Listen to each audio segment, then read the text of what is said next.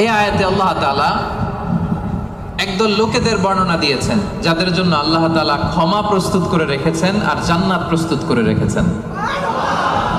প্রস্তুত করে রাখছে কে? 10 শ্রেণীর লোকদের জন্য, যাদের মধ্যে 10টা কোয়ালিটি আছে, তাদের জন্য আল্লাহ তাআলা ক্ষমা রেখেছেন আর আজরান আযীমা, মহা প্রতিদান রেখেছেন। এখন ওই 10 শ্রেণীর লোক আমরা হতে চাই কি চাই না? সবাই চান?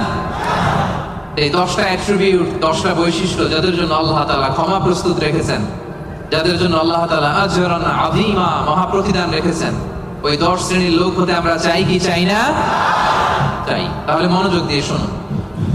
সূরাতুল আহজাবে আল্লাহ তাআলা 35 নম্বর আয়াতে 10 শ্রেণীর লোকের কথা বলেছেন, তাদের জন্য আল্লাহ ক্ষমা রেখেছেন মহা প্রতিদান।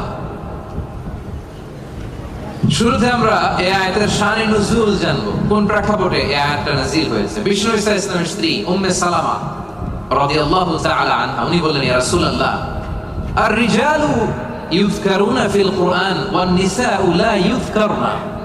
হে আল্লাহর নবী, কোরআনে পুরুষদের কথা অনেক বেশি বলা হয়, সাথে সাথে নারীদের কথা বলা হয় না কেন?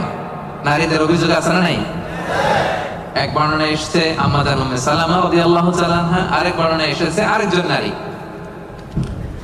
তারা এসে বললেন, ইয়া রাসূলুল্লাহ, ইয়া হাবিবাল্লাহ, আর-রিজালু ইউযকারুনা ফিল কুরআন ওয়ান নিসাউ লা ইউযকারনা।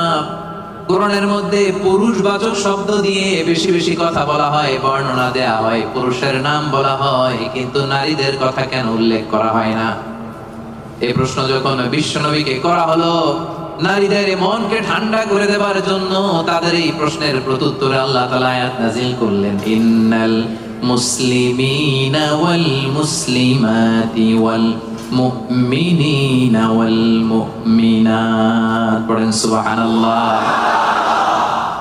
এই আয়াতের প্রেক্ষাপটে নারীদেরকে খুশি করে দেওয়ার জন্য আল্লাহ তাআলা নাযিল করলেন, ইন্নাল মুসলিমিনা ওয়াল মুসলিমাত ওয়াল মুমিনিনা ওয়াল মুমিনাত। মানে মুসলিম নর এবং নারী, মুমিন নর এবং নারী, বিশ্বাসী নর এবং নারী। শুধু মুমিনিন, আল মুমিনিন বললে এর মধ্যে পুরুষ এবং নারী আছে না নাই?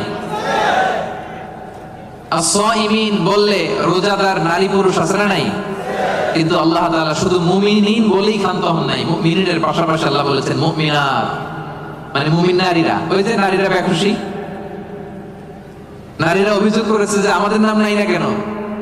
কদ আফলাহাল মুমিনুন, যারা বিশ্বাসী তারা সফল হয়েছে। আল মুমিনুন বললে এর মধ্যে পুরুষও আছে, নারীও আছে, সবাই এর মধ্যে অন্তর্ভুক্ত। কিন্তু নারীরা এতে খুশি না। নারীরা বলে, না, আমাদের নাম দিয়ে গুণবাচক শব্দ আলাদা বলা হয় না কেন? আল্লাহ বলল, যাও, 10টা গুণ বর্ণনা করেছি শুধু তোমাদের খুশির জন্য। পুরুষদের কথা যেমনি বলছি, তোমাদের নারীদের কথাও বলে দিয়েছি। পড়েন সুবহানাল্লাহ। এজন্য আল্লাহ বললেন, ইন্নাল মুসলিমিনা ওয়াল মুসলিমাত, মুসলিম নর ও নারী, মুমিনিন ওয়াল মুমিনাত, বিশ্বাসী নর ও নারী।